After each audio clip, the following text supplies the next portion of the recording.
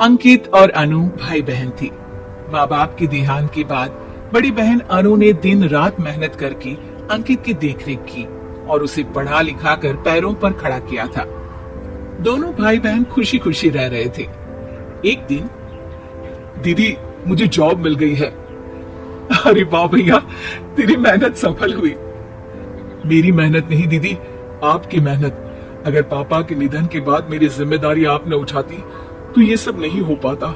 मेरी सफलता सिर्फ आपके बलिदान की वजह से है दीदी। कुछ महीनों बाद अंकित की शादी सीमा से हुई। सीमा बड़ी ही चालाकी से अनु से मीठा मीठा बोलकर घर का सारा काम करवा लेती थी और खुद अंकित के साथ घूमा फिरा करती थी। वैसे तो वो सिर्फ खाना बनाने का काम ही घर में करती थी, लेकिन अब उसे उससे भी छुटकारा चाहिए था। इसीलिए एक दिन, दीदी मेरे हाथ का खाना अंकित को पसंद नहीं आता, क्या आप खाना बना दोगी प्लीज?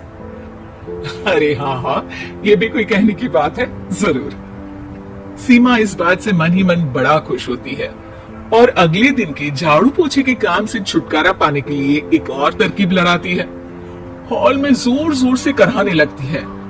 उसके कराहने की आवाज सुनकर अनु हॉल में भागती हुई आती है। क्या हुआ सीमा? दीदी लगता है मेरी कमर अकड़ गई है। वो क्या है ना, मुझे झाड़ू पोछा करने की आदत नहीं है ना। मेरी मम्मी पापा ने मुझसे कभी ये काम नहीं करवाया। अरे कोई बात नहीं, झाड़ू पोछा ही तो है, मैं कर लिया करूंगी। ऐसे ही धीरे धीरे सीमा ने घर के सारे कामों का बोझ अनु पर डाल दिया। घर का सारा काम अनु करती थी, फिर भी सीमा को अनु से छुटकारा चाहिए था। इसलिए एक दिन वो अंकित के ऑफिस से लौटने से ठीक पहले ढेर सारे कपड़े लेकर धोने का नाटक करने बैठ जाती है। अरे सीमा, इतने कपड़े? अब क्या करूं, अकेली पड़ जाती हूँ। करना तो मुझे ही है ना। अरे दीदी से मदद ले लेती। अच्छा, ताकि सारा जमाना कहे कि भाभी बड़ी ननद से काम करवा रही है।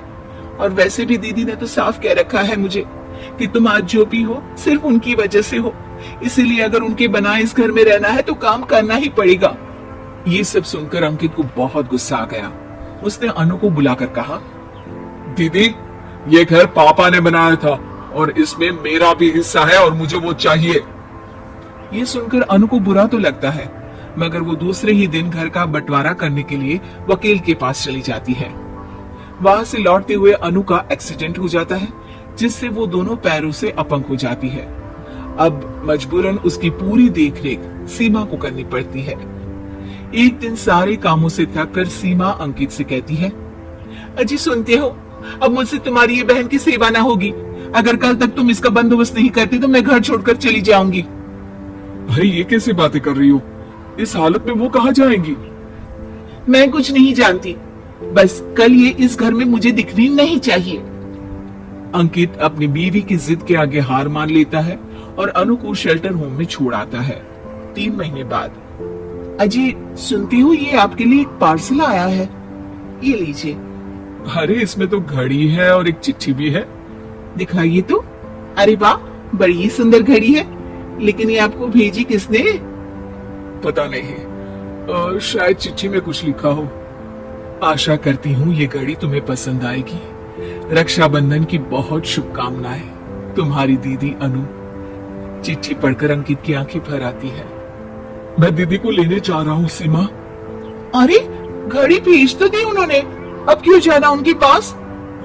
देखा सीमा, दीदी हमसे दूर जाकर भी हमारे बारे में ही सोचती है, और एक हम है जो उनकी सेवा से बचने के लिए उन्हें शेल्टर होम छोड़ा है। तुम्हारी बातों में आकर मुझसे ये क्या पाप हो गया? मैं जा रहा हूँ दीदी को लेने, और जब मैं वापस आऊं तो तुम मुझे हमारे घर में मत दिखना। इतना कहकर अंकित अनु को लेने निकल जाता है। वहां पहुंचकर, दीदी मुझे माफ कर दो, मैं तुम्हें लेने आया हूँ। भाई आज तो राखी है, आज तो मैं मना कर भी नहीं सकती।